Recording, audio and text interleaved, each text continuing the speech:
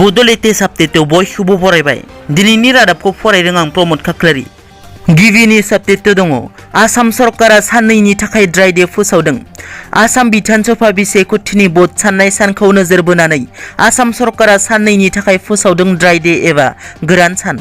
जायनि थाखाय फैगौ मे दाननि 2 आरो 3 खालार खालि साननैनि थाखाय रायजोनि गासैबो जौनि गलाखौ बन्द लाखिनो बिथोन होदों बिथोनाव मख'नाय बादियै जाय जिल्लानि सिङाव थानाय भट साननाय एबा बिसाय कथिनि फिथाइया 3 मे खालार खालि 11 रिंगानि सिगां जोबगोन बेफोर जिल्लायाव 3 मे खालार खालि ड्राइ डे थानाय नङा नैथियाव दङ देंखोनि रानि सुलेखा बसुमतारिया कभिड-19 नि भेक्सिन थुजादों हादरनाङै कर'ना भाइरासनि गोसारनाया बारानिफ्राय बारासिन जाबोनो हमदों बेबादि समावनो बर' हारिनि बयजोंबो मिथिजानाय मुंदांखा मेथाइ रोजाबगिरि एबा देंखोनि रानि सुलेखा बसुमतारि बिथाङा कभिड-19 नि भेक्सिन थुजादों बेजों लोगोसे मैयानि सानाव 70 नं मासबाद समस्ति UPPL नि बिजाथि रतेन्द्र दैमारीजों लोगोसे UPPL नि गोबां मावथिफोरा कभिड-19 जों सरकारा जुजिनाय बादियै सरकारा थिनानै होनाय गाइडलाइन्सनि बादियै गिबि खेब भेक्सिनखौ लाजेनो थामथियाव दङ दिनैनि सानाव रन्जन दैमारीखौ बांलादेशआव हमदोंमोन दिनैनि साना बर' हारिनि थाखाय दुखुनांथाव सान थांनाय 2010 मायथाइनि 30 एप्रिलाव बांलादेश हादरनि ढाका नोगोराव बड'लेण्ड उदांस्रि हाग्रामानि गोख्रों जांख्रिथायारि बिर जोहोलाव मानगोनां रन्जन दैमारी बिथांखौ भारत आरो आसाम सरकारनि रौनियाफोरा हमनानै खास्रि बिस्रि आथिं आखाइ खाग्रबनानै भारताव लाबोदोंमोन आरो जोबथेसालियाव जोबनानै दोनदोंमोन आरो दासिमबो बिर जोहोलाव बिथाङा जोबथेसालियावनो जिउ खुंबोनो गोनां जादों